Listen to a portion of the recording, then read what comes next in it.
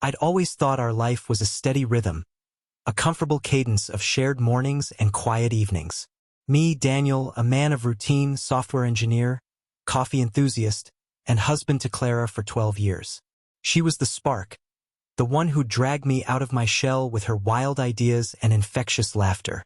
We'd built something solid, or so I believed, in our little suburban home with its creaky floors and overgrown garden. 3 kids, 2 boys and a girl, filled the space with noise and chaos, grounding us in a way that felt eternal. But eternity, I learned, is fragile. It started with small things I didn't clock at first. Clara's phone buzzing more than usual, her fingers dancing across the screen with a secretive little smile. She'd laugh it off when I asked work stuff, she'd say, or some group chat with the moms from school. I trusted her.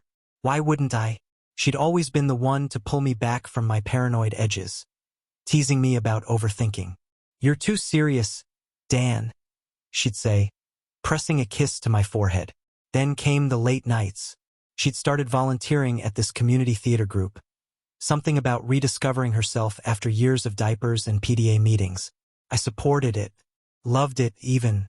I'd take the kids for ice cream so she could rehearse, proud of her for chasing a passion. She'd come home flushed, her eyes bright, talking about lighting cues and blocking scenes. I'd listen, nodding along, happy to see her alive in a way I hadn't noticed she'd stopped being. But the flush lingered too long. The stories got vaguer. "Just a long rehearsal," she'd mumble, slipping into bed with her back to me, her hair smelling faintly of cigarettes. Odd, since she didn't smoke. I'd lie there, staring at the ceiling, telling myself it was nothing. People change. Marriages evolve. I didn't want to be the guy who doubted his wife over a hunch. But the hunch grew claws. It was a Tuesday when I first saw him. I'd stopped by the theater to surprise her with coffee. Overtime at work had canceled our usual dinner plans, and I felt guilty. The parking lot was dim, the air cool with autumn's bite. I spotted her car, parked crooked like always, but she wasn't alone. A man leaned against it, tall, wiry, with a mop of dark hair and a grin I could see from 50 feet away. Clara laughed, her head tipping back, and he touched her arm. Not a quick pat. A lingering grip, fingers curling into her sleeve. My stomach twisted. I stood there, coffee cooling in my hands, until they parted ways, her climbing into her car without ever noticing me. I didn't say anything that night. Kept it locked behind my teeth as she chattered about props and costumes, her voice too bright. I nodded, smiled, played the part. But the image burned. His hand, her laugh, the ease between them. I told myself it was innocent. Friends touch, friends laugh. But the claws dug deeper, and I started watching. The next few weeks were a slow unraveling, a tapestry I didn't want to see coming apart. I became a man I didn't recognize, checking her phone when she showered, scrolling through messages with a pounding heart. Nothing obvious at first. Work texts, kid logistics, memes from her sister. But then I found it. Rehearsal ran late again. Missed you.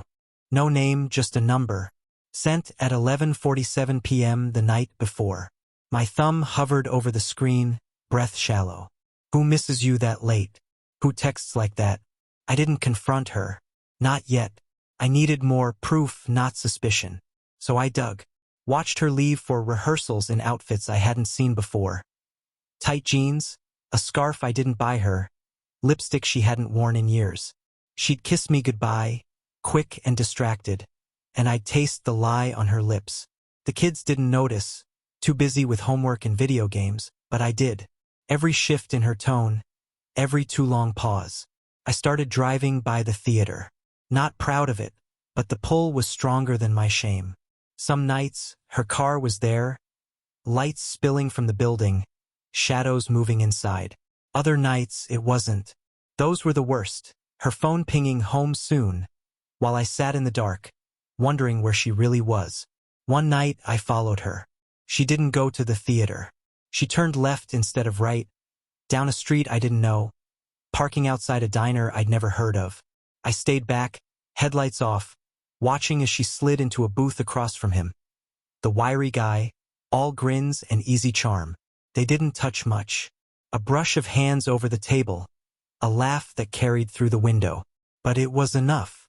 The way she leaned in, the way he mirrored her, intimate in a way that screamed everything I didn't want to hear. I drove home shaking, knuckles white on the wheel, her rehearsal excuse echoing in my head. I didn't sleep that night. Sat in the garage instead, staring at tools I hadn't touched in months, letting the anger simmer. I started piecing it together after that. His name was Miles. Got it from a theater program she left on the counter. A lighting tech, single, 10 years younger than me. I found him online, his face smirking from a profile full of artsy photos and vague posts. People liked him, called him funny, talented. I hated him without knowing him, hated the way he'd slipped into my life without me seeing it coming.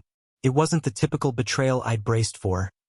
No hotel rooms, no whispered phone calls I could catch. It was stranger, more insidious. I found the first clue in her bag. A crumpled receipt from a costume shop, dated a night she'd claimed to be at rehearsal. The items listed weren't props or fabric. Feathered mask, $12.99. Satin gloves, $8.50. I frowned, turning it over in my hands. She didn't mention any masked scenes. When I asked, casual as I could manage, she shrugged. "Oh, just some ideas we're tossing around," she said, not meeting my eyes. Then came the photos. Not on her phone, too smart for that, but on a USB drive tucked in her rehearsal bag. I'd borrowed it to fix a work file and curiosity got me. Plugged it in, expecting kid pics or theater notes. Instead, folders labeled scenes popped up. I clicked one, and there she was, Clara, in that feathered mask, satin gloves up to her elbows, posing in a dimly lit room. Not a stage. A bedroom, unfamiliar, with velvet curtains and a four-poster bed. Miles was there too, shirtless, holding a camera, his reflection caught in a mirror. My chest caved. This wasn't just an affair, it was a production. They weren't sneaking around for quick thrills. They were staging something, documenting it. More photos followed, her in costumes I'd never seen, him directing her. Their eyes locked in a way that made me irrelevant. One shot showed her laughing, mask off, his hand on her cheek. Another had them tangled in sheets, artistic and deliberate, like they were making art out of my ruin. I sat there, numb, the screen glowing in the dark. It wasn't just betrayal. It was betrayal with a script, a twisted performance they'd built together. I thought of our bedroom, our kids asleep down the hall, and bile rose in my throat. She turned our life into a backdrop for this game, this mockery. I closed the laptop, hands trembling, and vowed to find out how deep it went. Anger is a quiet thing at first, simmering, controlled. I didn't yell, didn't smash anything. I cleaned up instead, put the USB back, wiped my prints from it like a criminal. She couldn't know I knew. Not yet. I needed time, needed to understand the full scope of their little show before I acted. So I watched her closer, played the oblivious husband while my mind churned. She kept up the act, kissing the kids goodnight, asking me about my day, all while her secret pulsed between us like a second heartbeat. I started trailing her more, mapping her lies. The diner wasn't their only spot. There was a loft downtown, rented under Miles's name. I found it through a paper trail he didn't bother hiding. She'd go there after rehearsals. Her car parked a block away like she thought that made her clever. I didn't go in. Didn't need to. The windows glowed, shadows moving, and that was enough. I dug into Miles too. Hacked his socials, not hard for a guy like me with my skills. Private messages confirmed it. "Can't wait for our next shoot," he'd written, with a winking face. She'd replied, "Me neither. Dan's clueless." Clueless. The word stung, but it fueled me. I found their schedule every Tuesday and Friday, 9 p.m., that loft. They'd meet, stage their scenes, live out this fantasy where I didn't exist. Revenge crept into my thoughts, slow and deliberate. I didn't want quick payback, yelling, divorce papers, a fist to his face. Too simple. They'd made this elaborate, cruel. Mine would be worse. I started small, borrowing her phone to check something, planting a tracking app while she slept. I mirrored her laptop, watched her files grow with more photos, more evidence. I didn't flinch anymore. Each image sharpened my resolve. I thought about the kids, how they'd suffer if this blew up messy. I'd shield them, I decided. Whatever I did, it'd be surgical, quiet. She'd built a stage. I'd burn it down, but not with fire. With something colder, sharper. I sketched ideas in a notebook I kept locked in my desk. Ways to unravel her world without her seeing me pull the strings. Felt good, that control. For once, I wasn't the fool. The plan crystallized on a rainy Friday. The kind where the world feels muted, perfect for dark thoughts. I tracked her to the loft again. Watched from my car as she slipped inside, umbrella hiding her face. Miles arrived 10 minutes later carrying a bag. More props, I figured. I didn't follow this time. Didn't need to. I had their rhythm down and I'd already set the first piece in motion. Earlier that week, I'd leaked a teaser. Not the photos, not yet, but a cryptic post on a local theater forum. Anonymous, hinting at exclusive art coming soon. I'd hacked Miles's email, found a list of contacts, castmates, friends, his smug little circle. I sent a mass invite from a burner account. Private gallery opening, Friday, 11 p.m. RSVP for address. No details, just enough to pique curiosity. I knew he'd assume it was Clara's idea. Some spontaneous thrill. She'd think the same about him. Neither would suspect me. I waited. Parked a street over. Rain drumming the roof. At 10:45, cars started arriving, strangers, theater types, drawn by the bait. I'd rented a vacant shop 2 blocks from the loft. Cheap and quick. Under a fake name. Set up a projector. Looped a slideshow. Nothing explicit. Just enough. Clara in that mask. Miles's hand on her waist. Blurry stills from their art. Captions read, "Behind the scenes, a love story. Let them wonder." They trickled in, confused, whispering. I watched from afar, hood up, as Miles and Clara emerged from the loft, drawn by texts from friends. "What's this about?" I timed it perfect. She froze, seeing the glow of the shop, the crowd. He grabbed her arm, pulling her back, but it was too late. Word spread, phones out, murmurs growing. Not enough to ruin them outright, but enough to plant doubt, to crack their perfect little bubble. I drove home, calm, rain washing the night clean.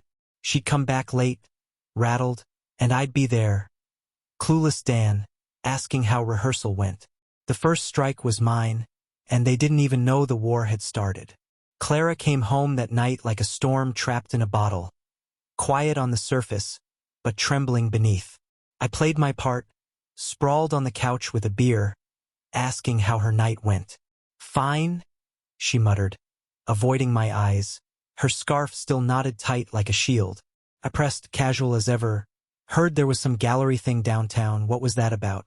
Her head snapped up, lips parting, then clamping shut. "Just theater people messing around," she said. Too quick, too sharp. I nodded, let it drop, but inside I grinned. The hook was set. She didn't sleep well after that. I'd hear her pacing downstairs, phone buzzing into the early hours. She thought I didn't notice, thought I was still the oblivious husband she'd mocked in her texts. But I saw everything. The way her hands shook pouring coffee, the way she'd stare at nothing, lost in whatever mess I'd stirred. Miles stopped showing up at the theater. I checked. Their little schedule faltered, and I savored it. The first strike had rattled them, cracked the facade. Now I'd widen the fissure. I kept digging, peeling back layers of their game. The USB wasn't the only stash. Her laptop held encrypted folders. Amateur stuff she thought I'd never crack. Took me 2 nights, but I got in.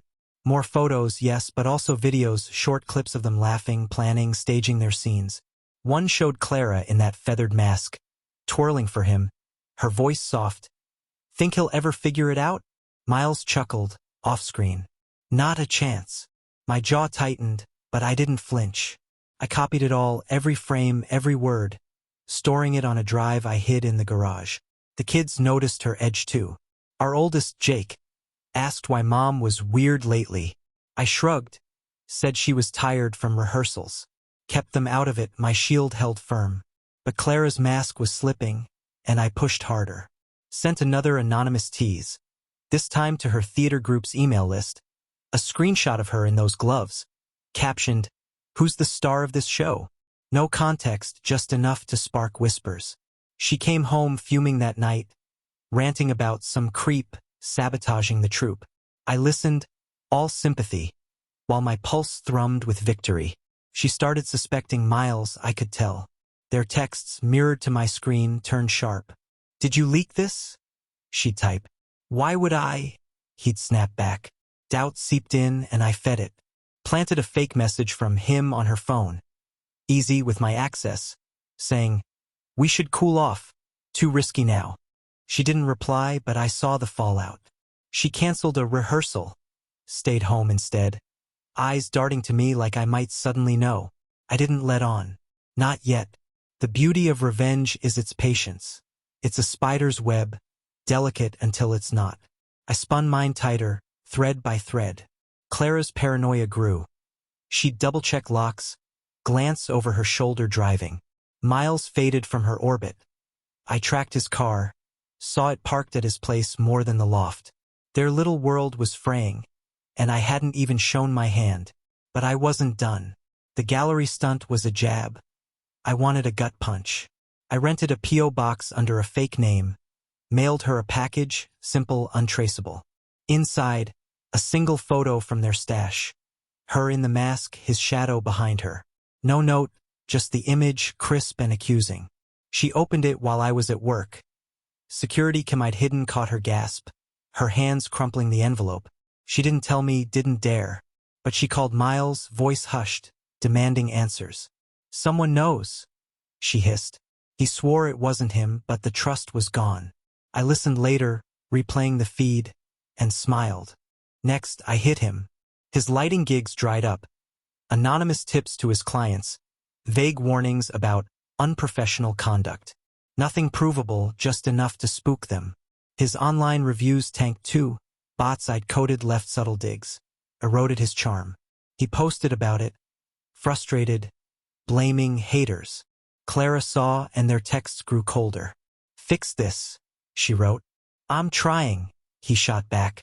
I wasn't just breaking them apart. I was breaking them down. At home, she unraveled faster. Stopped volunteering, claiming stress, but I knew it was fear. The kids got quieter, sensing the shift, and I hated that part. Hated how her mess bled into their world. I compensated, took them camping one weekend, left her alone to stew. She texted me updates, normal stuff, dinner plans, but I saw through it. She was scrambling, trying to rebuild the normal I'd already dismantled. I upped the ante, hacked the loft's Wi-Fi Child's Play for me, and streamed a live feed to a private server. Caught them meeting once, arguing, her pacing while he smoked. "We need to stop," she said, voice cracking. "Not yet," he argued, stubborn. I saved it, added it to my archive. Every move they made, I owned. The web was tight now, and they were caught. Theater people love drama. Ironic, given how they'd squirm in mine. I'd waited for the right moment, and it came with their annual showcase. A public event, all applause and ego. Clara hadn't performed in weeks, but she'd go, I knew, too proud to hide. Miles would be there too, running lights, smirking like nothing was wrong. Perfect stage for my next act. I prepped for days. Edited their videos into a montage, tasteful enough for public eyes, damning enough to ruin. Her in costumes, him directing, their laughter layered over it all. No explicit shots, just intimacy that screamed betrayal. I synced it to music, some haunting track she'd once loved, then slipped it into the showcase lineup.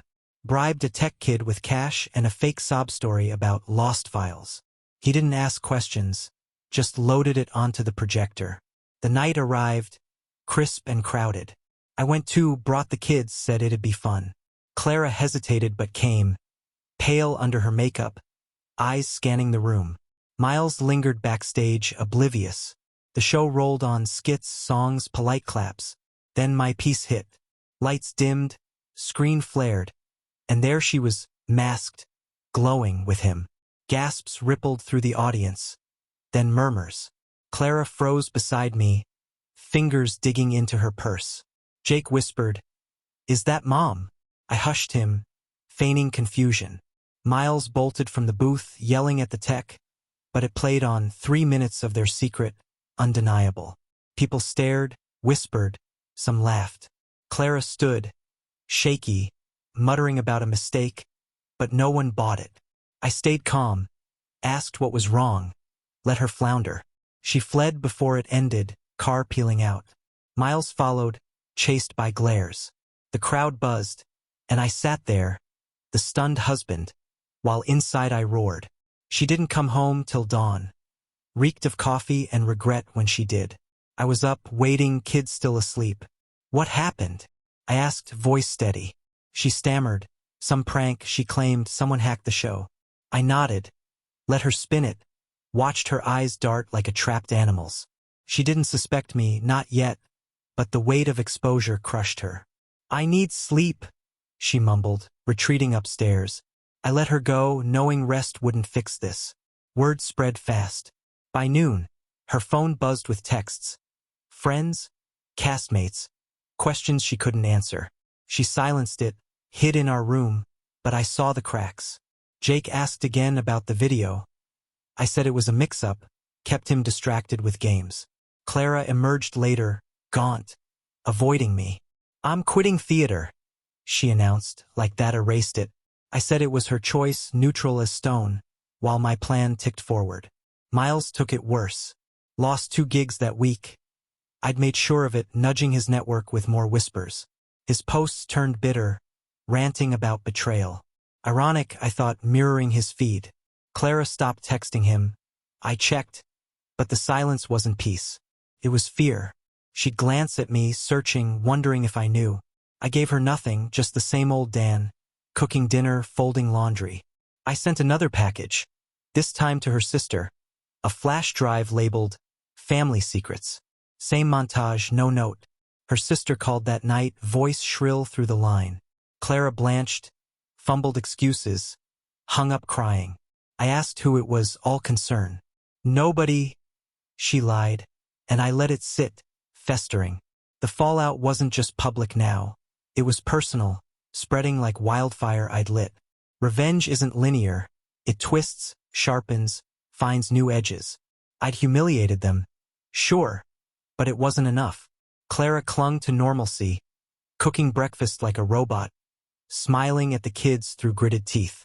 Miles vanished from her life. I tracked him to a bar most nights, drowning his ruin. They thought the worst was over. They were wrong.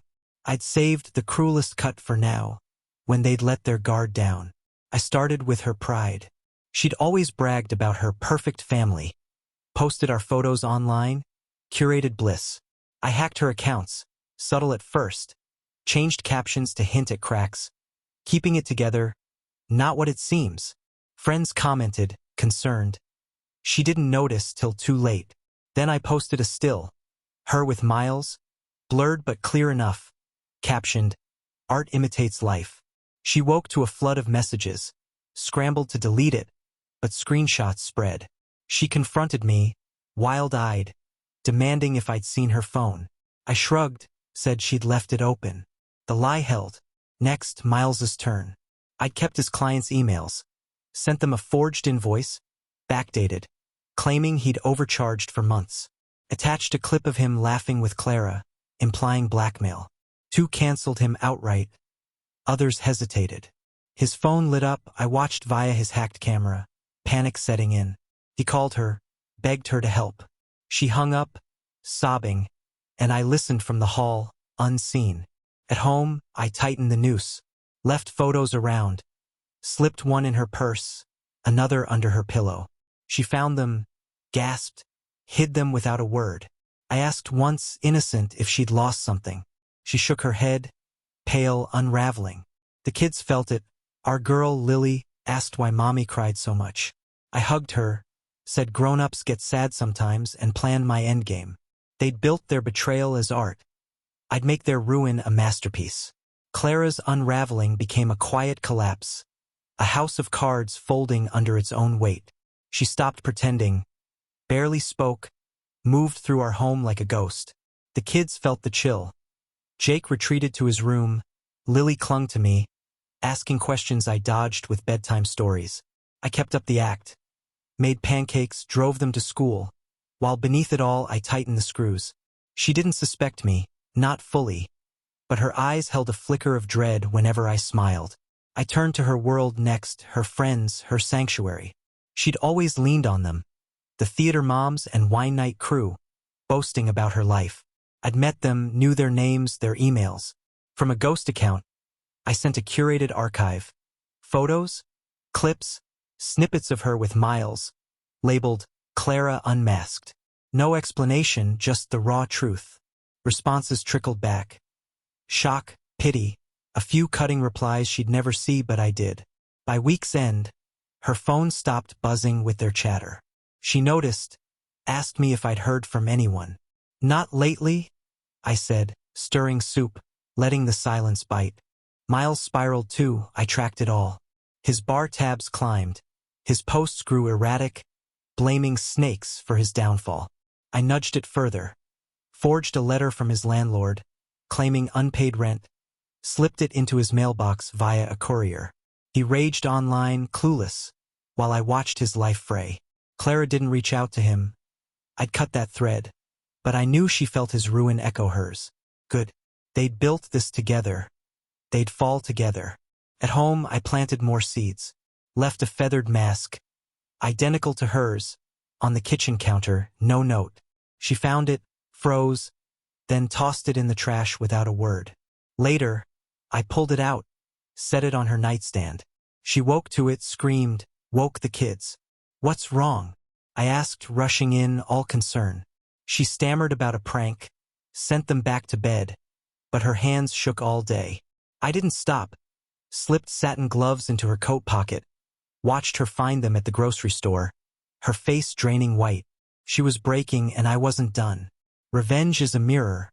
It shows them who they are, stripped bare. I wanted Clara to see herself, not the artist she'd played at, but the liar she'd become. I rigged our TV, hacked the smart screen, set it to loop a slideshow when she turned it on. She did one evening expecting a movie with Lily. Instead, her face filled the frame. Masked, laughing, Miles's voice coaxing her. Lily blinked, confused, said, "That's you, Mommy." Clara yanked the plug, voice shrill, claiming it was a glitch. I fixed it later, calm as ever, while she watched me, searching for cracks in my ignorance. She stopped leaving the house after that, called in sick to PDA, skipped the kids' events. I took over, fielding questions from parents whose stares lingered too long. Word had spread. Her friend's leak had metastasized. A quiet scandal no one named but everyone knew. She'd peek through curtains, jump at knocks, a prisoner in her own lie. I fed it, left voicemails from unknown numbers, static with faint whispers of her own laughter, pulled from their videos. She'd listen, delete them, never tell me, but I saw the toll. Miles hit bottom, I'd made sure of it. His car got towed. Anonymous tip about parking violations, easy to arrange. His last gig canceled, spooked by my whispers. I sent him a package too, a USB with their full archive, labeled Your Legacy. He didn't post after that, didn't call her. I pictured him staring at it, the weight sinking in. They'd staged their betrayal as art. I'd turned it into their cage. The kids pulled back from her, instinct, not understanding. Jake asked me, quiet one night, if Mom was okay. I hugged him, said she'd be fine, but I knew she wouldn't. Not after this. I'd stripped her world bare, left her naked in her own reflection, and the mirror wouldn't blink. The endgame needed a stage, public, permanent. The theater's season finale loomed, a gala they'd once headlined. Clara swore she'd skip it, but I knew her pride. Shattered as it was, it'd pull her there. Miles too, clinging to his last threads. I'd saved my sharpest blade for this. A finale they'd never forget. I prepped for weeks, hacked their system, bribed a janitor for access, turned their sanctuary into my trap. The night came, glitzy and tense. I went, kids in tow, said it'd be a treat. Clara resisted, but I insisted. Family night, I called it, guilting her into a dress and a brittle smile. Miles slunk in late, hollow-eyed, manning the lights. The show began, Dances, monologues, applause. I waited, patient, till the closing act. The screen descended, lights dimmed, and my work played. Not a montage this time, but a film. Their voices, their scenes, edited into a narrative. The artist and her muse. I titled it. Credits rolling with their real names. The crowd hushed, then gasped. Clara's face, unmasked now, filled the frame, Miles directing, their intimacy stark. No laughter this time, just silence. Then whispers. She bolted, heels clacking, but the doors locked. My doing, a timed mechanism. Miles fumbled at the booth, shouting, but the film rolled on, exposing every pose, every lie. People stared, some stood, others filmed. I sat, kids beside me, feigning shock. Lily clutched my hand. Jake asked what was happening. A mistake, I murmured, loud enough for ears nearby. Clara pounded the door, sobbing, trapped. Miles sank into a chair, head in hands. The film ended, lights snapped on, and the room erupted. Questions, accusations, phones out. I ushered the kids out a side exit, unlocked my escape and left Clara to face it. She'd built her stage. I'd made it her pyre. She came home at dawn, a wreck. Mascara streaked, dress torn at the hem. I was up, coffee brewing, kids still asleep. What happened? I asked, voice soft, the husband she'd underestimated. She collapsed, words tumbling. Someone sabotaged her, ruined her. She didn't know who. I listened, handed her a mug, let her weep. We'll figure it out, I said, and she nodded, clinging to the lie that I was still hers. Miles vanished, quit the theater, left town, I learned later. His apartment emptied overnight, no forwarding address. I tracked his phone till it died, somewhere past the state line. He'd taken nothing but his shame, and I let him run. His ruin was complete. Clara didn't ask about him, didn't dare. She shrank instead, quit her groups, stopped smiling. The kids adjusted. Jake grew sullen, Lily distant. But I held them close, rebuilt our rhythm without her. Her family cut ties. Her sister's leak had spread, parents ashamed. Friends ghosted, the scandal too loud to ignore. She'd check her phone, find nothing, and I'd watch, silent, as isolation ate her. I kept the house running. Bills paid, meals made, while she drifted, a shadow in her own life. The photos stopped appearing. I didn't need them anymore. She'd seen enough. One night, she broke. Sat me down, confessed it all, voice raw. Miles, the pictures, the thrill of it. I'm sorry, she whispered, expecting forgiveness. I looked at her, the woman I'd loved, and said, I know, nothing more.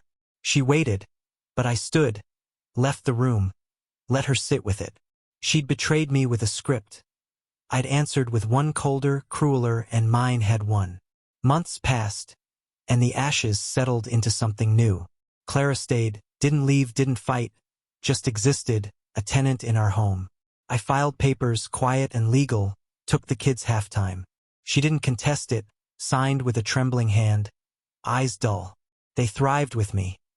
Jake opened up, Lily laughed again, and I built a life from the wreckage, steady, mine.